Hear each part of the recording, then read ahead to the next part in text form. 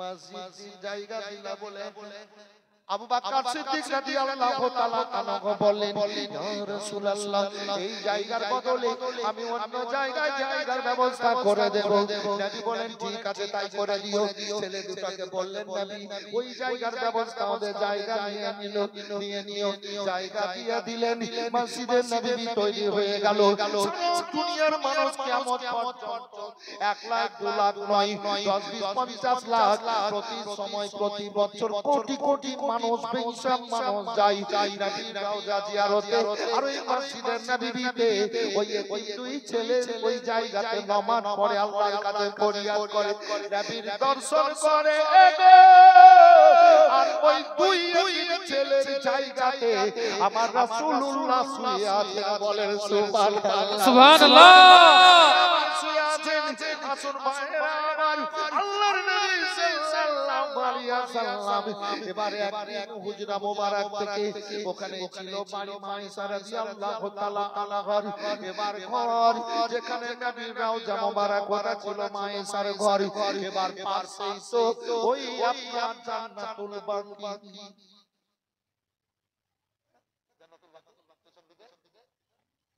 জান্নাতুল বাকি ময়দান, সেই সময় তো ফাঁকা। এগুলো আপনাদের জানা না, জানতে হবে। আমাদের জানাই তো জানেন বলেই আমি। এবার পূর্ব দিকে ফাঁকা ময়দান এখনো আছে, তারপরে ফাঁকা রোড, একতলা দোতলা সবতলা। নবী আমার ওই জায়গাটায় গোটা জান্নাতুল বাকি যে 10,000 জান্নাতি সাহাবী শুয়ে আছেন, আরো তো তখন হচ্ছে নবী ঘুরে এসে মসজিদে নববীতে বসে আছেন। সাহাবীরা যাচ্ছেন, সালাম দিচ্ছেন, হচ্ছে কথাবার্তা বলে চলে আসছেন। হযরত ওসমান গনি যুন্নুরাইন রাদিয়াল্লাহু তাআলা বলছেন, ইয়া রাসূলুল্লাহ, আপনার মনটা যেন কেমন কেমন মনে হচ্ছে। বলেন সুবহানাল্লাহ। হাত উঠে বলেন, ইয়া রাসূলুল্লাহ, মনটা যেন কেমন কেমন লাগছে। তো নবী আমার বললেন, হ্যাঁ। বলে কি? বলে ওসমান, এই জায়গাটা যদি পেতাম একটা কাজ করতাম। বলে কি? বলে একটা কবরস্থান করতাম। কবরস্থান যেখানে জান্নাতে 10,000 জান্নাতি সাহাবী আছে, আরো হচ্ছে কবর মোবারক তো করতাম। ঠিক আছে হুজুর, আপনি ভেবেছেন, আল্লাহ কবুল করে নিয়েছেন। সুবহানাল্লাহ বলে দেন। আল্লাহ রাব্বুল আলামিনের হাবিব সাল্লাল্লাহু আলাইহি সাল্লাম মনে মনে ভাবেন, আমার আল্লাহ কবুল করে নেন, আমার আল্লাহ কবুল করে নেন। ইয়া রাসূলুল্লাহ, নবী গো, মনে মনে ভাবেন আল্লাহ রাব্বুল আলামিন কবুল করে নেন। এবার ওই মজলিস শেষ হলো। ওসমান গনি যুন্নুরাইন রাদিয়াল্লাহু তাআলা আনহু এবার নবীর কাছ থেকে শুনে নিয়েছেন এই কথাটাই। আর কি হবে, কোনো কথাবার্তা নাই। ওসমান গনি যুন্নুরাইন রাদিয়াল্লাহু তাআলা আনহু এবার ঘুরতে ফিরতে যে লোকগুলার জায়গাগুলা, ওই জায়গাগুলা নিজের হাতে কিনে নিয়ে এবার দলিল আমার রাসূলুল্লাহর সামনে এনে হাজির করে দিলেন। বলেন সুবহানাল্লাহ, সুবহানাল্লাহ। বললেন কি জায়গাটা হলে ভালো হতো, একটা কবরস্থান করতাম।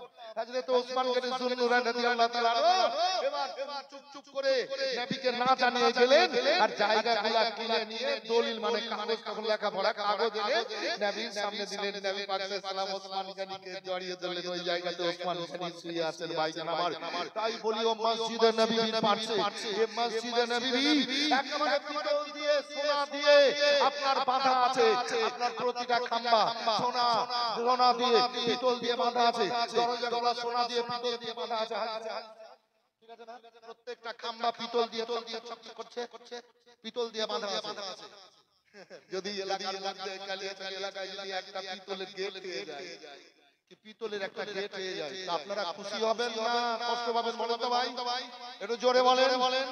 1 কেজি পিতলের দাম 1000, 5 কেজি একজন ভাই আমার প্রথম মুখ দিয়ে বের করলাম, 5 কেজি একজন 5000। বলে মাওলানা আমি এই গেটে কিংবা দরজাতে 5 কেজি পিতল দিব, দেন তো দেখি। মসজিদে নববী সুন্নাত পালন করেন তো। প্রথম ডাক দিলাম, নিজের গেট করলেন, দরজা করলেন, জানলা করলেন, কপাল করলেন।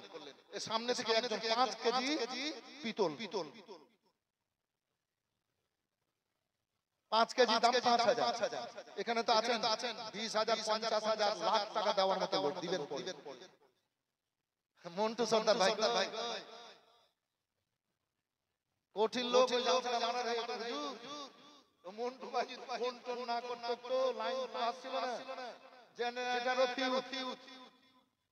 কিন্তু ওই সর্দার ভাই মন্টু সাহেবের পাওয়ার কিন্তু সেদিন আমি দেখেছি, দিয়ে ফোন টোন কইরা কিন্তু লাইন ঠিক চলে এলো। তো যাই হোক আমার মন্টু ভাইকে দেখতে পাচ্ছি না, মন্টু নাকি সর্দার আমার খুব অনেক লোক সর্দার ভাই। যে যাই হোক একজন প্রথম 5 কেজি পিতলের দাম 5,000 টাকা। একজন হাঁটু খাবেন। এবার ডান দিকে নজর করলাম, এইভাবে কেউ 10 কেজিও দিতে পারেন 10,000, কেউ 20 কেজিও দিতে পারেন, কেউ একটা গোটাই গেট দিয়ে দিতে পারেন 50,000 টাকা দিয়ে পিতলের গেট। যাবেন তো দেখবেন কি হ্যাঁ এই গেটের এই এতে আমার অর্থ দেওয়া আছে, আমার দেওয়া আছে। সুবহানাল্লাহ, খুশি হবে। এ বেরাদার, যে গেটে আল্লাহর ফেরেশতারা দলের দল আছেন সব সময়ের জন্য, ওই যে জিবরাইল আলাইহিস সালাম তো আছেন বললাম একটু আগে হাদিস পাকে যে আল্লাহ বলেন জিবরাইল যাও আর এই বান্দাদেরকে ধরো আর তাদের গুনাহগুলোকে ছিনিয়ে পুড়িয়ে দাও, নিষ্পাপী করে দাও আর বান্দাদেরকে মসজিদে ভরো। সামনে জিবরাইল আলাইহিস সালাম আছে। তো একজন ভাই আমার 5 কেজি চাইলাম 5 কেজি হয়ে গেল 10 কেজি। আল্লাহু আকবার, ইয়া রাসূলুল্লাহ, ইসলাম দাবাত দাবাত। কি হাজি সাহেবের ছেলে হাজিবুল্লাহ সে কই বাবু আমার বড় ভাগ্যবান। মসজিদের নববীতে তো শুধু চাঁদি আর পিতল আর সোনা দিয়ে বাঁধা আছে। তো আপনারা গেট করবেন পিতলের, দরজা পিতলের, তাহলে তো খুশির ব্যাপার, তাই না? কত খাম্বা আছে মসজিদের নববীতে, নিচে থেকে নিয়ে একদম উপর পর্যন্ত শুধু চকচক করছে, শুধু পিতল আর জি বাহ বাহ বাঁধা আছে, সোনা দিয়ে বাঁধা আছে। আল্লাহু আকবার, আল্লাহু আকবার। তাই বলছে 10 কেজি পিতল, মাশাআল্লাহ, জাযাকাল্লাহ খায়রা। সুবহানাল্লাহ। আরেকজন তো 10 কেজি হয়ে যান আছেন সঙ্গী, দেখি গেটটা হয় কিনা। আর মসজিদে অনেক খরচ করেছে, এদিকে তো দেবেন আপনারা, দেওয়ার মতো লোক অনেকই আছেন। তো আসেন বেরাদার, একটু করে সাথ দেবেন। হাজবুল্লাহ শেখ দিয়েছেন 10 কেজি পিতল, 1 কেজি করে 10 জন সামনেতেই আছে। একজন বলেন তো বাবু 1 কেজির দাম 1,000, 1 কেজি পিতলের দাম 1,000 দেন, সবাই মনে করেন আমি দিব এই জিনিসটাতে দেব। এ বেরাদার, বাড়ি ছেড়ে কোথায় যাচ্ছেন? ঘর সংসার করার জন্য, সংসার পরিচালনা করার জন্য, আবার এই দুনিয়া ছেড়ে নির্জন কবরে যেতে হচ্ছে। আরে কবর হবে আসল ঘর, কবরকে স্মরণ করে 1,000 টাকা করে টাকা 1 কেজি পিতলের দাম। এইভাবে কারি সাহেব সুবহানাল্লাহ, নারে তাকবীর, নারে রিসালাত, কারি কামালউদ্দিন সাহেব 1 কেজি পিতলের দাম। বাহ বাহ, মাশাআল্লাহ, জাযাকাল্লাহ। কেউ একজন 50,000 টাকা পারবেন? আল্লাহর ঘর মসজিদে অনেক কাজ হয়েছে, অনেক কাজ হয়েছে, দেবেন। এগুলাই কাজ, এগুলাই আমাদের কাজ। আল্লাহ তো বলেছেন কোরআন পাকের মধ্যে, নাবিউল হক বাড়ি বলগাছি 1 কেজি পিতলের দাম 1,000। আর একজন দিয়েছে 3টা, মাওলানা কারি কামালউদ্দিন সাহেব 3 কেজি। কি নাম বাবু? মোবারক হোসেন। ও মোবারক ভাই, একটু খাটতে হবে যে আপনাকে। শুনেন একটু এদিকে মেয়েদের দিকে যান, সববার খাটেন, এবার খাটেন একটু। মোবারক ভাই একটু যান। 1 কেজি, এই যুবক 1 কেজি করে সোনা, 1 কেজি করে পিতলের দাম দেবেন ইনশাআল্লাহ। দেন, আল্লাহ 99টা নাম, 99 জন আছে। দেখেন এলাকার মধ্যে বলবে কি আরে বাবা রে, নবীনগর মাদ্রাসা পাড়া যদি দেখতে যায় তো গেট দেখে আসি। জি কত আগ্রহের সাথে করতে হয় দেখে আসি কি খরচ করে করেছে 1000 এটাকে দিয়েছে ওই ওর নাম কি মোবারক ভাই হ্যাঁ এইভাবে কাজ করতে হবে জি জি বাবা সুবহানাল্লাহ সুবহানাল্লাহ না আমি বলছি যে মানুষ একাই যাচ্ছে হজে 5 লাখ টাকা খরচ এই দেখেন আমার বন্ধু ক্লোজ ব্যক্তি স্বামী স্ত্রী হজে গেল কুসমুন্ডি দক্ষিণ দিনাজপুরে খুব নিকটতম ব্যক্তি এবারও সেদিন জালসাতে গিয়ে 25 ফাল্গুন দিয়ে বললাম বেটি 5000 দিয়েছে বেটি 10000 করে দাও না মানে মাস্টার তো মাস্টারকে আমি জামাই বলি আজ মোটামুটি 25-30 বছর থেকে জামাই সম্পর্ক তাহলে বেটি আর 5000 দিয়ে 10000 করে দাও ঠিক আছে করে দে 10000 করে দিল স্বামী স্ত্রীতে গিয়েছিল হজে দিয়ে মদিনা থেকে এবার মক্কাতে আসছিল যে রাস্তার মাঝে মারা গেল স্ত্রী মেয়েটা আল্লাহু আকবার আল্লাহ কবুল করে নিয়েছে জান্নাতি জায়গাতে আল্লাহ রেখে নিল মেয়েটাকে দিয়ে থেকে গেল দিয়ে মাস্টার এবার আসবে হজ করে তো কত মনে দুঃখ কত কষ্ট কিন্তু দুঃখের পাশে যে কত সুখ ওই মেয়েটার কপালে আল্লাহ দিয়েছে আল্লাহ আকবার তো আমার বলার উদ্দেশ্যটা এটা স্বামী স্ত্রী গেল 10 লাখ টাকা খরচ খানা যদি দিল তো 12 লাখ টাকা খরচ এবার কেউ যদি উমরাতে যাচ্ছে তো কম করে 1.5 লাখ টাকা খরচ সব দিয়ে তো ওগুলাও তো নেকি কাজে এটা নেকির কাজ ওখানে লক্ষ লক্ষ টাকা চলে যাচ্ছে কোনো ব্যাপার না হক আদা করছে এখানে হক আদা করব তাই 10,000 কেন 20,000 দিব 50,000 দিব কেউ পারলে লাখ দিব ব্যাংকে না রেখে বাড়িতে না রেখে জমিতে না রেখে দেব আল্লাহ মসজিদে দেব জমা থাকছে পরকালে পাবো ইনশাআল্লাহ ওয়ালা জিজ দুনিয়াতে পরকালে পাবো মসজিদ তৈরি করো তো মসজিদ তৈরি করো বানাল্লাহ মসজিদান বানাল্লাহু লাহু বাইতান ফিল জান্নাহ মসজিদ তৈরি করলো না নিজের জান্নাতে ঘর তৈরি করলো তো আপনারা ঘর তৈরি করে 10,000 টাকা দিল কি নামটা বললো হ্যাঁ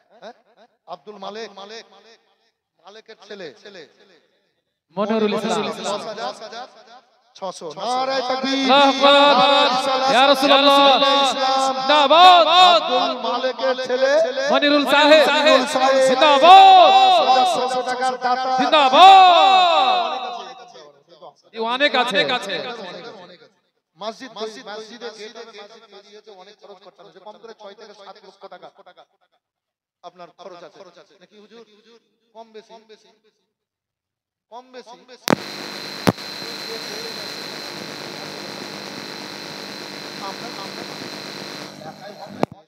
গ্রামের মানুষ আমরা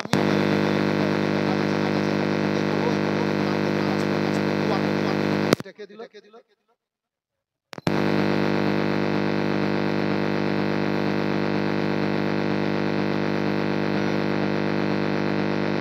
নারায়ে তাকবীর ইয়া রাসূলুল্লাহ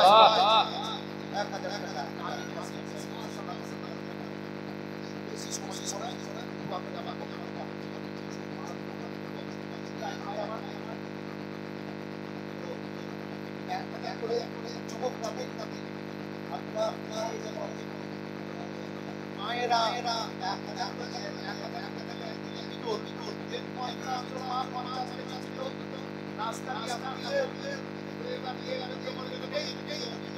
আমি মা দেবেন ছেলেরা বাইরে যাচ্ছে আজ দেবেন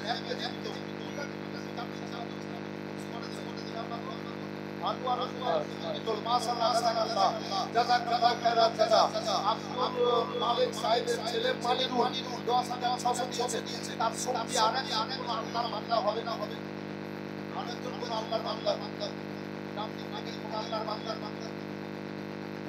রফিকুল এটা আমি আফসোস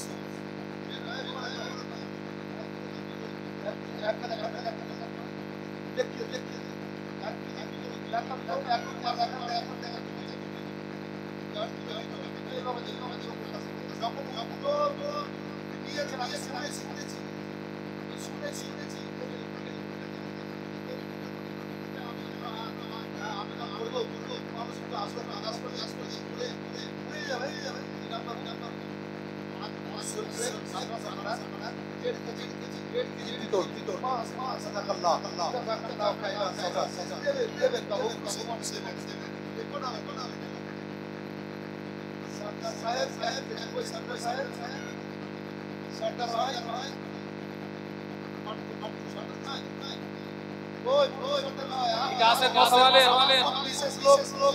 জি মশাওয়ালে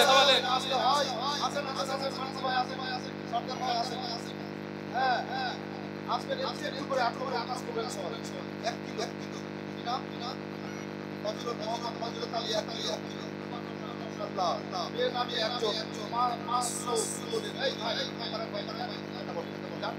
জি 1000 করে সুবহানাল্লাহ সুবহানাল্লাহ মাশাআল্লাহ জাযাকাল্লাহ আজি আবু সেন ছেলে বকরিয়া 10 কেজি 10 জি জি আজি বকরিয়ার ছেলে আজ আব্দুল কুদ্দুসের ছেলে বকরিয়া আরে আল্লাহু আকবার ইয়া রাসূলুল্লাহ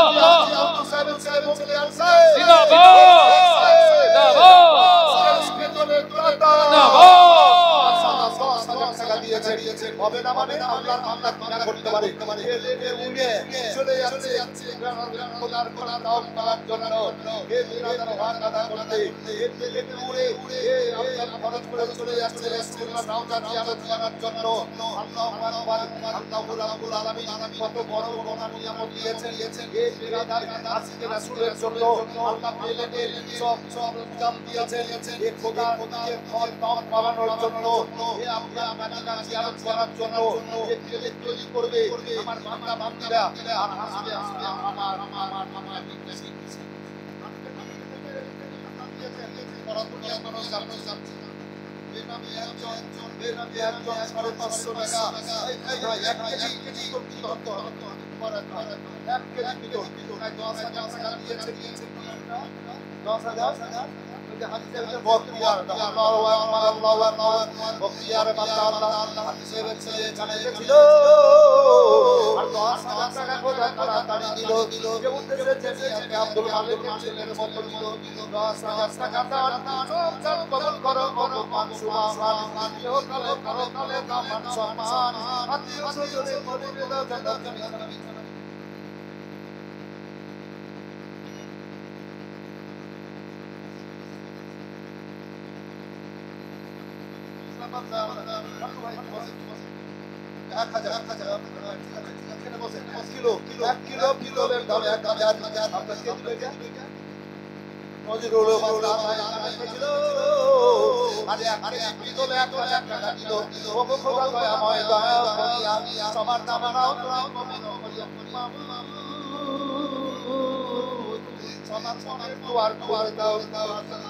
দুই ছেলে জান্নাতের আশায় বাপ মায়ের জন্য দোয়া করতে বলতে আর দিয়ে দিল সারা দুনিয়ার মানুষ নামাজ পড়তে পারবে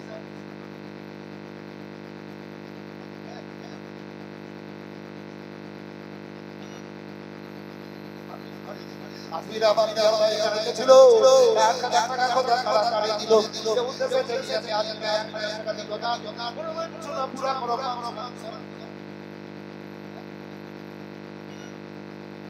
বান্দা এখানে ছিল 1 কেজি পিতলের 1000 টাকা দিল খোদা দয়াময় দয়াময় করিয়া সবার নামটাও তুমি কবুল করিয়া আল্লাহ তুমি কবুল করো তুমি কবুল না করলে কে কবুল করবে